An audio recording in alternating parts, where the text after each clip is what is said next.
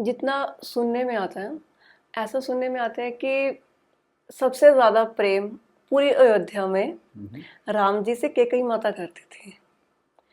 अगर कैकेयी माता इतना प्रेम करती थी तो वनवास क्यों भेजा राम जी को? बिल्कुल। और आज के समाज को माता कैकेयी को समझने की बहुत आवश्यकता है। हम्म। यदि भरत जी को आप प्रेम मूर्ति कह रहे हैं तो जिसके गर्भ से जन्म ले रहा है उसके हाँ। हृदय में कितना प्रेम भरा होगा। और माँ का पुत्र में पूरा पूरा लेना देना होता है। हम्म। माँ ही किसी पुत्र का, किसी भी संतति का निर्माण कर रही होती है। हम्म। ऐसा कभी नहीं हुआ है कि माँ कुछ और चाहती थी, बच्चा कुछ और पैदा हो जाए, नहीं। ऐसा नहीं। तो आप जैसा कह रहे हैं कि पूरी अयोध्या में सबसे ज्यादा राम जी से प्रेम कोई करता है तो वो माँ अम्बा कैकेयी है। अच्छा। लेकिन माँ अम्बा कैकेयी कौन है, हम्म। यह जानने के बाद आप उनके इस निर्णय को समझ पाएंगे। ठीक है। वीरांगना है, छत्राणी है और कश्मीर की रहने वाली हैं। उनके भाई साहब हैं, उनसे श्री दशरथ जी की मैत्री थी, अच्छा। मित्रता थी। ठीक है। ऐसी स्थिति में एक बार दशरथ जी गए और वो घोड़े से बैठ करके आ रही थी, शिकार करके किसी अच्छा। शेर का। ठीक है। तो इतनी वीरांगना को देखकर दशरथ जी मोहित हो गए, ये कौन है। हाँ। अभी तक स्त्रियों में इतनी वीरता उन्होंने आसपास नहीं देखी सामान्यतया, क्योंकि लगभग माताएं उस विशेष कार्य में रत रहती हैं जिससे समाज का निर्माण हो रहा होता है, जो उनको एक उच्चतम स्थिति में बिठा रहा होता है सभी कामों से। वो है उनका क्रिएशन, क्रिएट, जो वो करती हैं राइट। समाज के संततियों के लिए। एक विशेष समाज के निर्माण में जो सबसे विशेष भूमिका है वहाँ माताओं की है। उस भूमिका में लगभग माताएं रहती हैं। उसके अतिरिक्त कोई भी ऐसा काम नहीं है जो माँ नहीं कर सकती, जो एक स्त्री नहीं कर सकती। सब कर सकती हैं, लेकिन उसको छोड़े बगैर। समझ यहाँ मैं में आया। स्पष्ट करना चाहूंगा समझ में आ गया। कि कोई भी स्त्री इतनी विशाल वो है ही राइट। कि अगर वो कुछ ना करे तो भी वो श्रेष्ठ है। हम्म। स्त्री यहाँ है, पुरुष यहाँ है। जब स्त्री ये क्रिएशन का काम करती है तो पुरुष थोड़ा सा अपने आप को हीन भाव लाता है। वो 99 काम करना चाहता है क्योंकि वो एक काम नहीं कर सकता। वो सोचता है ये सारे करके मैं इनके बराबर हो जाऊंगा, लेकिन फिर भी नहीं हो पाता है। ऐसी स्थिति में फिर वो उनको ये एहसास दिलाने की कोशिश करता है कि तुम्हारे पास एक ही काम है, हमारे पास 99 है। तो ऐसी स्थिति में जो स्त्रियां इन बातों से मोहित हो जाती हैं, इसके लिए समाज ने बड़ी विडंबनाएं स्थित की। अबला कहा, न जाने क्या क्या किया, उनको बंधन और न जाने। ऐसी स्थिति में जब माताएं अपने उस विशेष काम को छोड़ करके ये 99 करने के चक्कर में पड़ती हैं, तब वो पुरुष के बराबर होने की चेष्टा में अपने पद का पतन कर रही होती है, नीचे आ जाती है, डाउनफॉल में हो रही है। ये समझने की आवश्यकता है। हाँ जी। मैं ये नहीं कह रहा हूं कि आप सब कुछ नहीं कर सकती, आप सब कुछ कर सकती हैं, पर उसको छोड़े बिना। एक काम वो जो आपको श्रेष्ठ बना रहा था उसे छोड़े बगैर। और समाज के सबसे विकसित भूमिका में जो विशेष रूप में है वो माताएं ही हैं। उनके बगैर समाज अब विडंबित इसलिए दिख रहा है क्योंकि उन्होंने उचित क्रिएशन छोड़ दिया है। क्रिएशन अभी भी है लेकिन राक्षस पैदा हो रहे हैं। हाँ। अगर वो चाहें तो आज भी रामकृष्ण और बड़े बड़े वीर भक्त महापुरुष आ सकते हैं। बिल्कुल। वो हाथ की है किसी के तो माओ के। राइट। ऐसी स्थिति में छत्राणी है श्री माँ अम्बा कैकेयी। उन्होंने सोचा ऐसी स्त्री अगर मेरे जीवन में आती है तो मैं कैसे संततियों को प्राप्त कर सकता हूँ। तो उन्होंने निवेदन किया कि ये इतनी छत्राणी है। तो उन्होंने कहा अभी दिखाता हूँ तुम्हें। तो उनके भाई साहब ने कहाँ से आ रही हो, तो उन्होंने कहा दिख नहीं रहा क्या। अच्छा। बहन भाई में ऐसे बात होता है।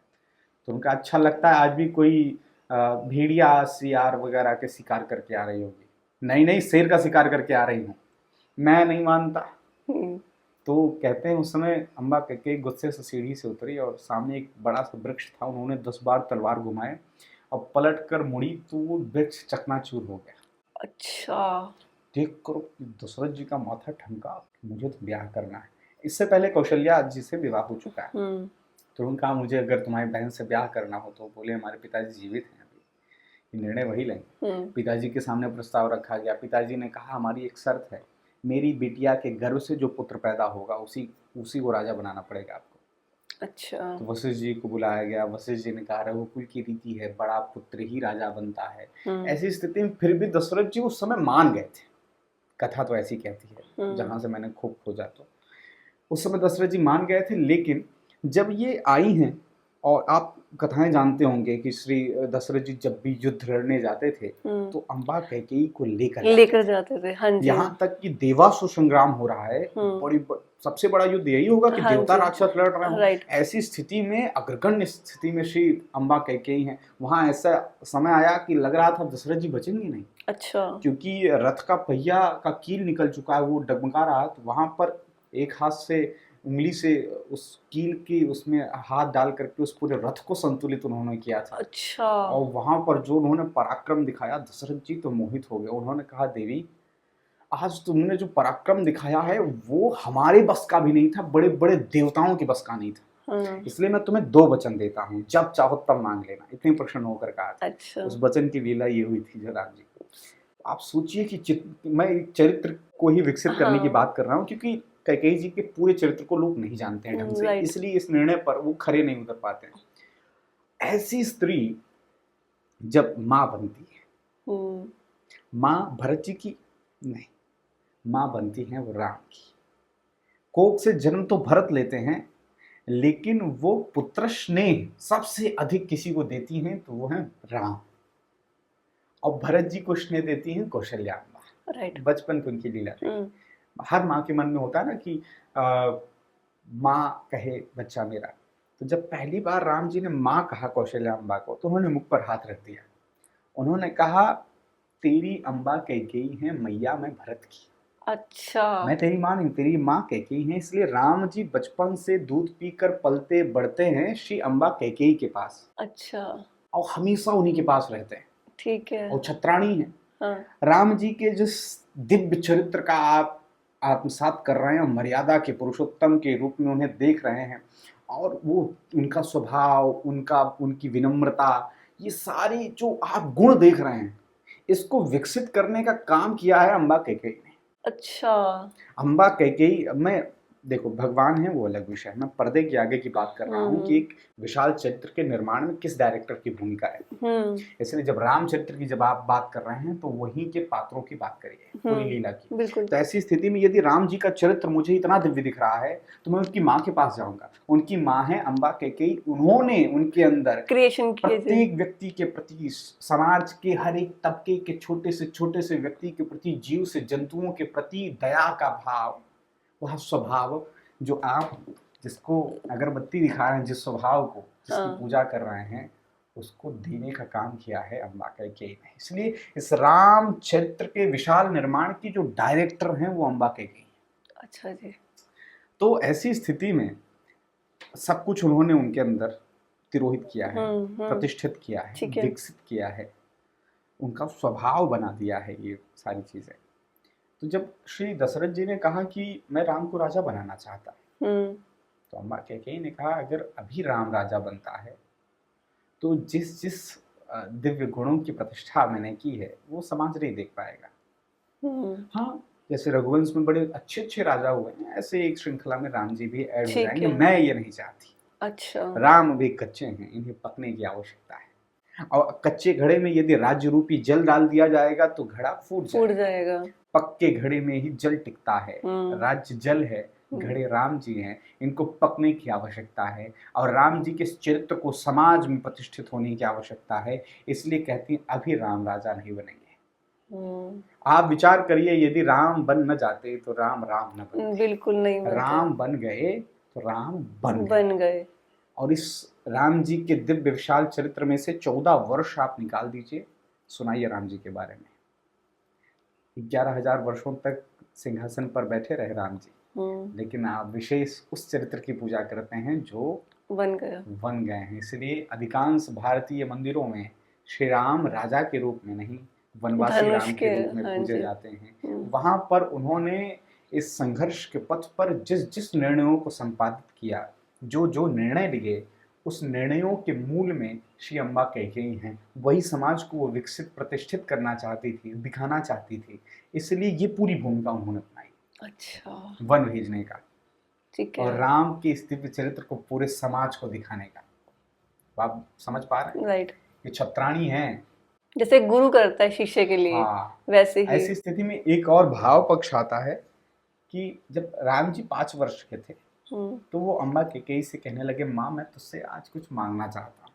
अच्छा जी। अम्बा कैकेयी ने कहा, मेरे लाल को क्या चाहिए, आदेश करो, प्राण तक हाजिर है। बोले नहीं माँ, मुझे तुझसे एक वचन चाहिए, पहले मुझे वचन दे, मेरी कसम खा। माँ ने कहा, ऐसी कौन सी बात है कि कसम खाने की जरूरत है, तू तो कह दे बस, मेरे तो प्राण न्यौछावर है तेरे लिए, मेरे लाल की खुशी में कुछ भी मैं कर सकती हूँ। उन्होंने कहा नहीं नहीं, बात कुछ गंभीर है, क्या पता मेरे इस वचन की वजह से तेरा बेटा ही तुझे छोड़कर चला जाए, तुम्हारा बेटा तुझे मां न कहे। अम्मा कई गंभीर हुई, ये क्या कह रहे हो? लेकिन अगर आप कह रहे हो तो जरूर कुछ विशेष होगा। ठीक है, मेरे लाल के लिए कुछ भी, क्या चाहिए? राम जी ने कहा, माँ फिर सोच लो, क्या पता मेरे इस वचन की वजह से आपको वैधव्य जीवन जीना पड़े, आपका पति आपको छोड़कर चला जाए। एकदम कांप गई श्री अम्मा कैकेयी। उन्होंने कहा, यदि राम कुछ मांगना चाहता है तो जरूर उसमें कुछ गूढ़ होगा।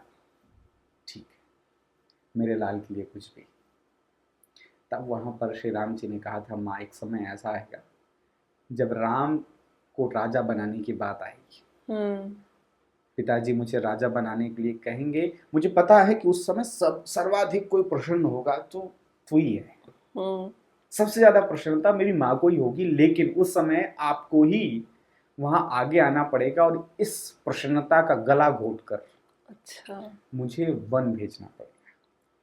क्योंकि माँ, आप मुझे पूरी तरह जानती भी हैं कि मेरी प्रतीक्षा में सैकड़ों लोग वन प्रदेशों में न जाने किन परिस्थितियों में आंखें टिकाए बैठे हैं, और मैं राजा बन गया, उन तक न पहुंचा तो ये दुनिया, ये संसार, ये भक्त, ये मुमुक्षु जीव फिर से निराश हो जाएंगे, मेरा आने का प्रयोजन खत्म हो जाएगा।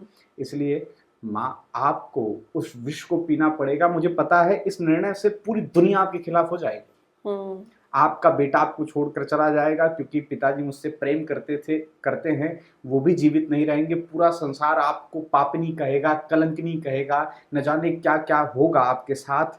लेकिन माँ, मैं जानता हूँ आपके अंदर वो सामर्थ्य है कि इन सबको आप झेल सकती हैं। मेरे लिए आप ही एकमात्र हैं जो ये कर सकती हैं, और किसी के अंदर सामर्थ्य नहीं। अम्मा कैकेयी वहां कांप गई। उन्होंने कहा, मुझे दुनिया क्या कहती है फर्क नहीं पड़ता, मेरा बेटा मुझे छोड़कर जाए उससे ही फर्क नहीं पड़ता, पिताजी नहीं रहेंगे, लेकिन मैं सब कुछ सहन कर सकती हूँ, झेल सकती हूँ, लेकिन तेरा वियोग कैसे झेलूं? हाँ, 14 मैं साल तो का। तुझसे बहुत प्रेम करती हूँ। वो वहाँ की स्थिति का वर्णन तो मैं निशब्द हो जाता हूँ। कहते हैं उस समय 33 कोटि देवता भी प्रकट हो गए थे।